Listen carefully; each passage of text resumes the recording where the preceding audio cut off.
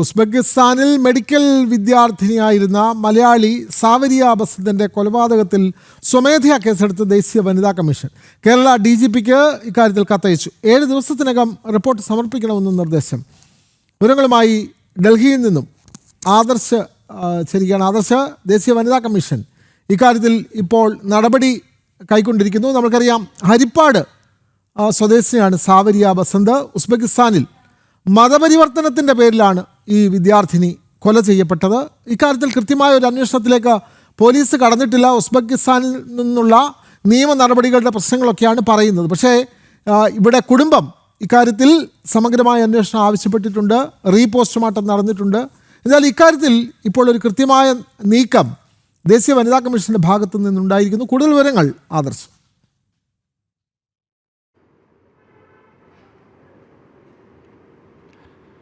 വിനോദ്, ഈ ഒരു സംഭവത്തിൽ ഈ കുടുംബത്തിന് നീതി ഉറപ്പാക്കാൻ പ്രതിജ്ഞാബദ്ധമാണെന്നാണ് ദേശീയ വനിതാ കമ്മീഷൻ അറിയിക്കുന്നത്.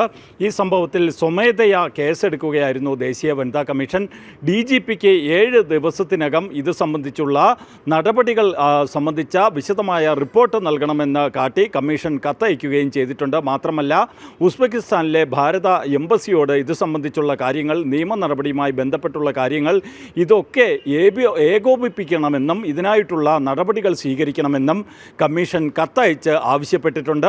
ഈ കേസിൽ കമ്മീഷൻ അതീവമായിട്ടുള്ള ഒരു ആശങ്ക രേഖപ്പെടുത്തിയിരിക്കുകയാണ്. കാരണം പെൺകുട്ടിക്ക് നേരെയുണ്ടായ ക്രൂരമായ ആക്രമണം, ഈ നിർബന്ധിത മതപരിവർത്തന ശ്രമം, ഇതൊക്കെ ആശങ്കപ്പെടുത്തുന്ന സംഭവങ്ങളാണെന്ന് കമ്മീഷൻ വ്യക്തമാക്കുന്നുണ്ട്.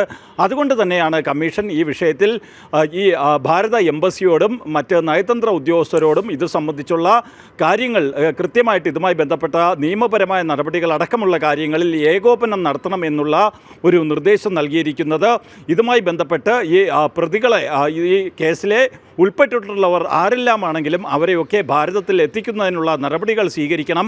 ഇതിനുള്ള എല്ലാ സാധ്യതകളും പരിശോധിക്കണമെന്നും എംബസിയോട് ആവശ്യപ്പെട്ടിട്ടുണ്ട്.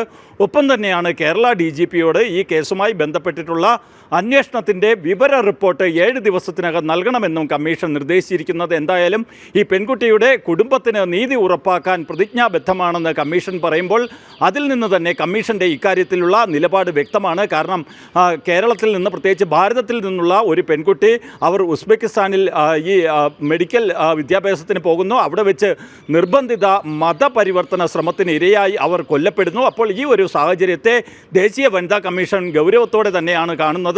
അതുകൊണ്ട് തന്നെയാണ് സ്വമേധയാ ഈ വിഷയത്തിൽ ദേശീയ വനിതാ കമ്മീഷൻ ഇടപെടുകയും ഭാരത എംബസിയോടും കേരള DGPയോടുമൊക്കെ ഇക്കാര്യത്തിൽ സ്വീകരിച്ചിട്ടുള്ള നടപടികൾ അറിയിക്കണമെന്നും ഇതിൽ കൃത്യമായിട്ടുള്ള ഏകോപനം ഇത് സംബന്ധിച്ചുള്ള അന്വേഷണത്തിലും മറ്റ് നിയമ നടപടികളിലും ഉണ്ടാകണമെന്നുള്ള നിർദ്ദേശം നൽകുകയും ചെയ്തിരിക്കുന്നത്. വിനോദ്, വ്യക്തമാണ്. ഉസ്ബെക്കിസ്ഥാനിൽ മലയാളി മെഡിക്കൽ വിദ്യാർത്ഥിനി സാവരിയ ബസന്ത് മതപരിവർത്തനത്തിൻ്റെ പേരിൽ കൊല്ലപ്പെട്ട സംഭവത്തിലാണ് ദേശീയ വനിതാ കമ്മീഷൻ സംസ്ഥാന DGPയോട് റിപ്പോർട്ട് തേടിയിട്ടുള്ളത്. വിവരങ്ങൾ നൽകുകയായിരുന്നു ഡൽഹിയിൽ നിന്നും TS ആദർശ്.